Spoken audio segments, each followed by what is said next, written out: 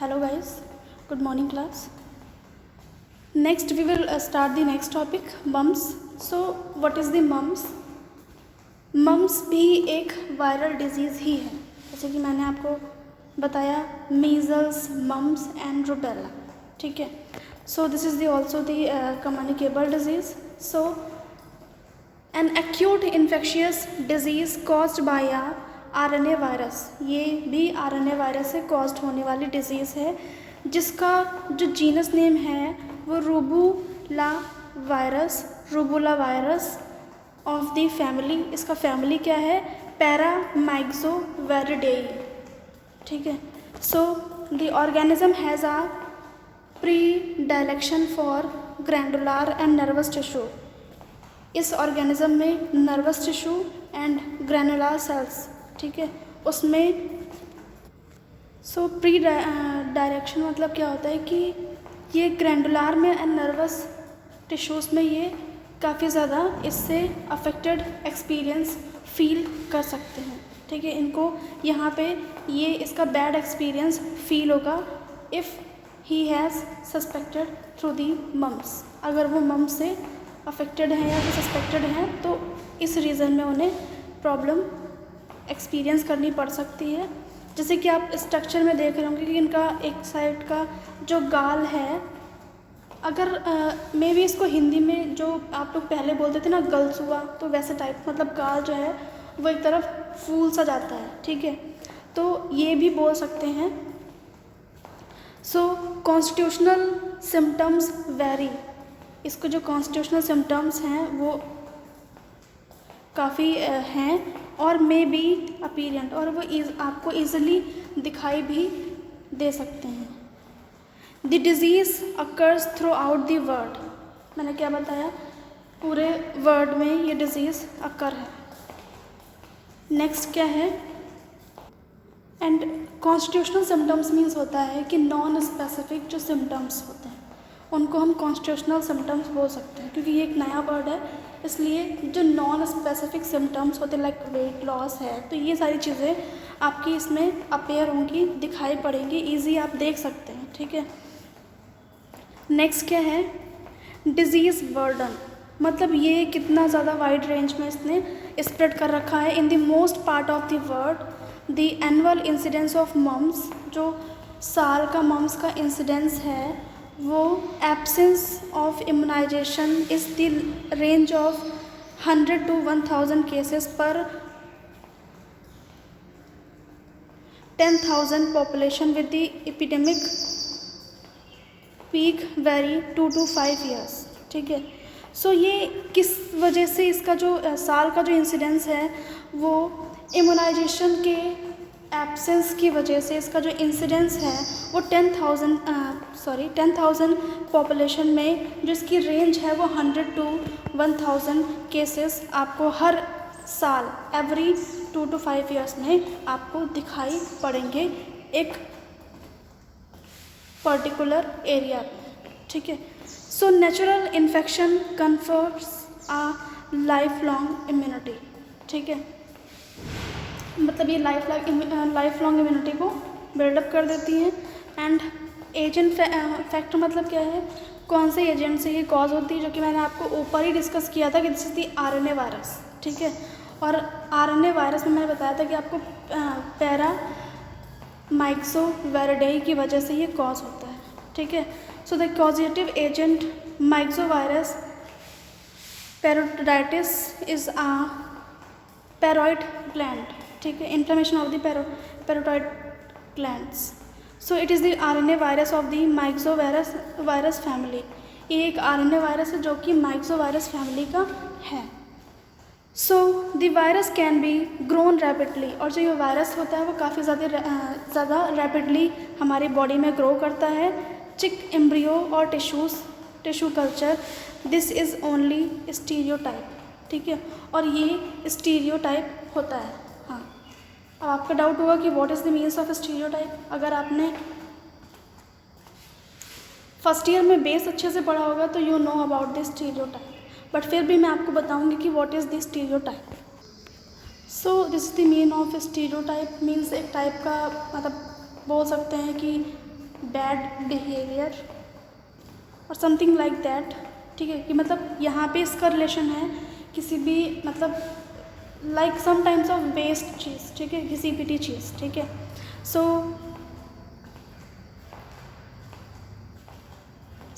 Sources of infection, इसका sources of infection क्या है, both clinical and subclinical. Clinically भी हो सकता है, सब क्लिनिकली भी हो सकता है। The virus can be isolated from saliva और from swabs taken the surface of the Stensen duct. Stensen duct से हम इसका सरफेस से हम स्वैब के थ्रू कल्चर ले सकते हैं या फिर सलाइवा से इस वायरस को आइसोलेट कर सकते हैं through the lab technique. And then अभी आप सोच रहे होंगे कि what is the Stensen duct.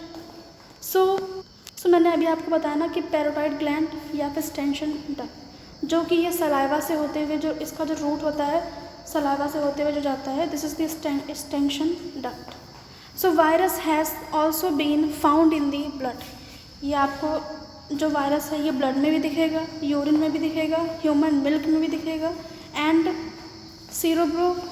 Cerebrospinal fluid in one case, मतलब बहुत रेयरली सेरेब्रोस्पाइनल फ्लूइड में भी ये दिख सकता है।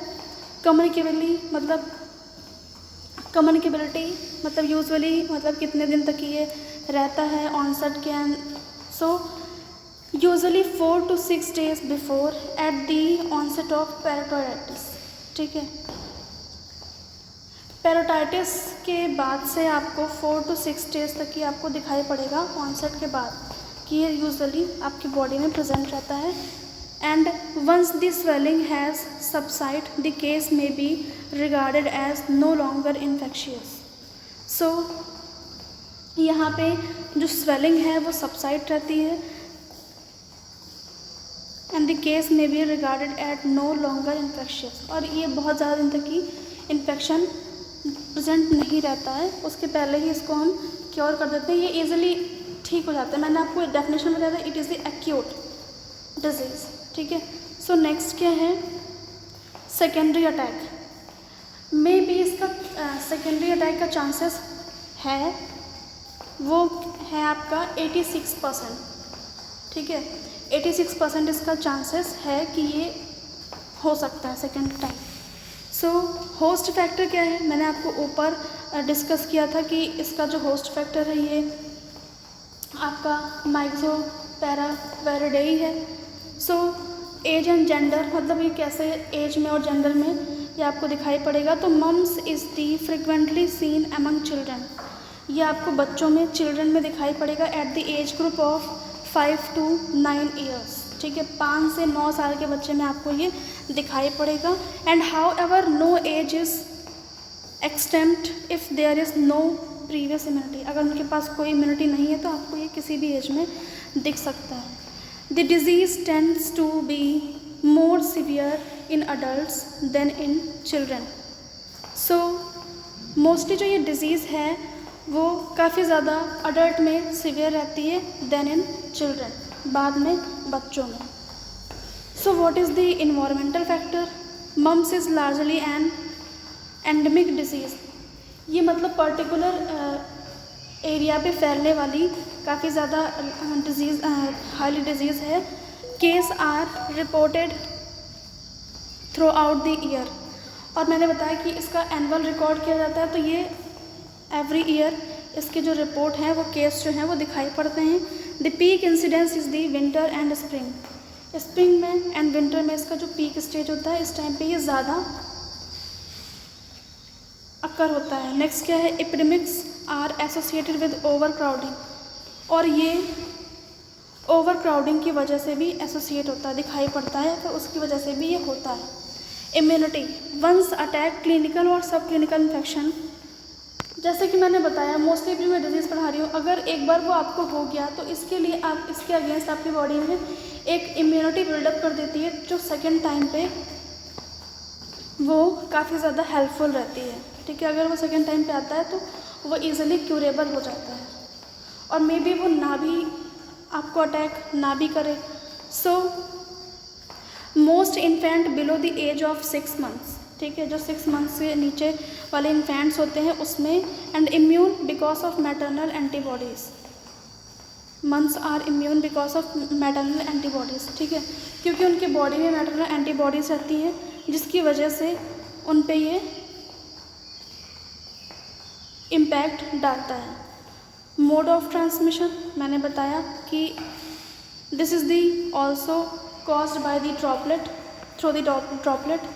So the disease is spread mainly by droplet infection, जो मैंने बताया कि ये droplet infection की वजह से होती है after direct contact with an infected people। जैसे आप हेल्दी से इन्फेक्टेड पीपल के कांटेक्ट में आते हैं आपको तुरंत ये स्प्रेड होता है।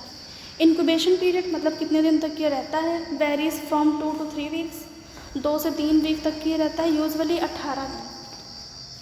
क्लिनिकल फीचर मतलब साइन एंड सिम्टम्स आपको कैसे शो होंगे। Mumps is a generalized virus infection, मैंने आपको बताया कि it is a viral infection and in 30 to 40% cases infection is clinically non apparent, मतलब 30 से 40% केसेस में ये आपको अपीरियंट मतलब क्लियरली ईजिली आपको दिखाई नहीं पड़ता है।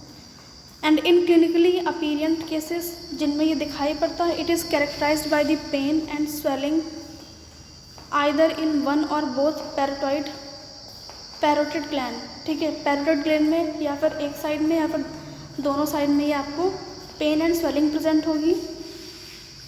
ऑल्सो में इन्वॉल्व सबलिंगुअल एंड सब मैंडिबुलर ग्लैंड्स, ठीक है, इसमें आपकी ये दोनों ग्लैंड्स भी इन्वॉल्व होती हैं।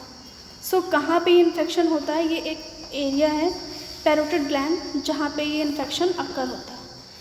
The case complaints of year एक, क्योंकि ये जस्ट आपके कान के बगल में है तो इससे ईयर एक मतलब कान में पेन होना स्टार्ट होता है। And this is accompanied by pain and stiffness on opening of the mouth. जब ये अपना माउथ ओपन करेंगे किसी भी चीज़ को लाइक खाने के लिए या फिर एनीथिंग, तो आप उनको पेन फील होगा and swelling of the gland is evident, और जो भी वहाँ की पैरोटिड ग्लैंड्स है वहाँ पे आपको स्वेलिंग भी दिखाई पड़ेगी। मम्स में also affect the testis, pancreas, CNS, ovaries, prostate gland, ठीक है। जो मम्स डिजीज़ है इसमें टेस्टिस भी अफेक्ट होंगे, पैनक्रियास भी होंगे, सीएनएस सेंट्रल नर्वस सिस्टम भी होगा, ओवरीज भी होगी एंड प्रोस्टेट ग्लैंड्स भी इससे अफेक्टेड होगी। नेक्स्ट क्या है, इन सीवियर केसेस देयर में बी फीवर, हेडेक, मतलब जो सीवियर केसेस हैं उनमें फीवर दिखाई पड़ेगा, headache and other constitutional symptoms भी दिखाई पड़ेंगे विच में लास्ट फ्रॉम 3 to 5 days, जो कि 3 to 5 days तक ही रहेंगे। द सिम्टम्स ऑफ मम्स के क्या क्या सिम्टम्स है, पहला high fever and headache, loss of appetite मतलब भूख नहीं लगेगी, swollen and tender salivary gland, उनका सलेवरी जो ग्लैंड है वो टेंडरनेस होगी मतलब टाइट सा फील होगा एंड स्वेलिंग होगी। And these symptoms typically appear 15 to 18, और ये 15 से 18 दिन बाद आपको की बॉडी से जाएंगे and days after infection and appear under year and jaw, ठीक है, और ये आपके ईयर एंड जॉ के अंडर इन्फेक्शन अपेयर होता है, मतलब ये इन्फेक्शन कॉज होता है। नेक्स्ट क्या लिखा था, सॉलोइंग सबसाइड स्लोली, जैसे इसमें स्वेलिंग हो जाती है ना तो वो धीरे धीरे सबसाइड्स होती है, धीरे धीरे वो जाने लगती है, 1 to 2 वीक में वो।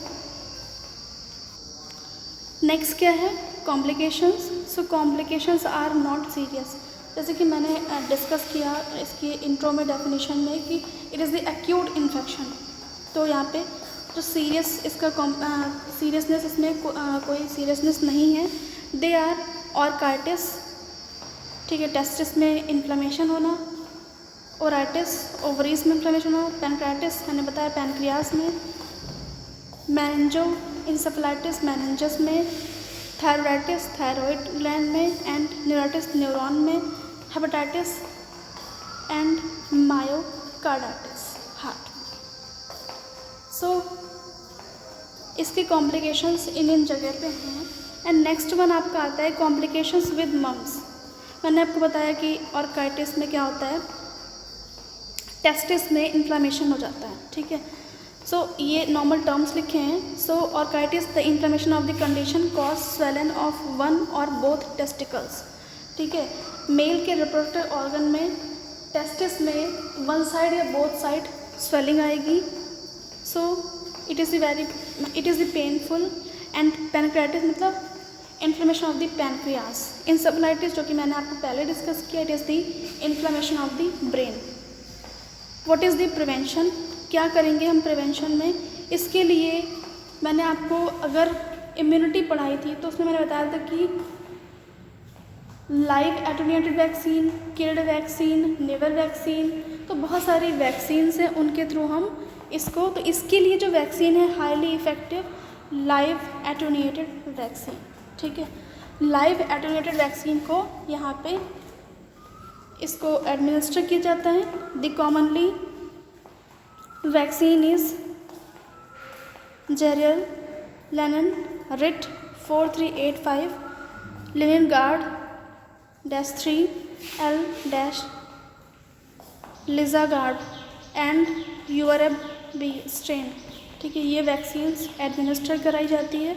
एंड प्रिवेंट दी मम्स, कैसे हम मम्स को प्रिवेंट कर सकते हैं? अपने प्रॉपरली हैंड को वॉश करना है, अपने कफ एंड स्नीजिंग को, अगर खांस छींक रहे हैं तो प्रॉपर आपको कवर करके रखना है, कवर करके ही आपको स्नीजिंग एंड कफिंग करनी है।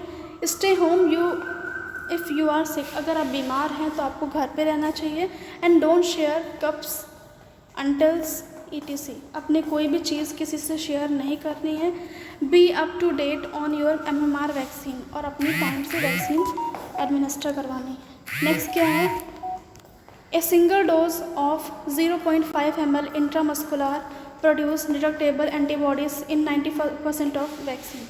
इसकी सिंगल डोज लगती है, जिसका जो वो पर्टिकुलरली इसका जो मतलब डोज होता है 0.5 ml होता है, जो कि IM दी जाती है, एंटीबॉडीज़ प्रोड्यूस करती है। उसके बाद next MMR vaccine is administered at trivalent vaccine for children, ठीक है। ट्राइवेलेंट वैक्सीन मतलब क्या होता है? सो ट्राइवेलेंट जो वैक्सीन होती है वो इन्फ्लुएंजा के अगेंस्ट प्रोटेक्ट करती है। इट मीन्स फ्लू के अगेंस्ट ये प्रोटेक्ट करती है। तो this is the trivalent vaccine for children. जैसे कि वो 9 मंथ कंप्लीट करते हैं तो उनको वो एडमिनिस्टर कराई जाती है। होम मैनेजमेंट मतलब होम मैनेजमेंट में आप भी बहुत सारी चीज़ों से उसको मैनेज कर सकते हैं।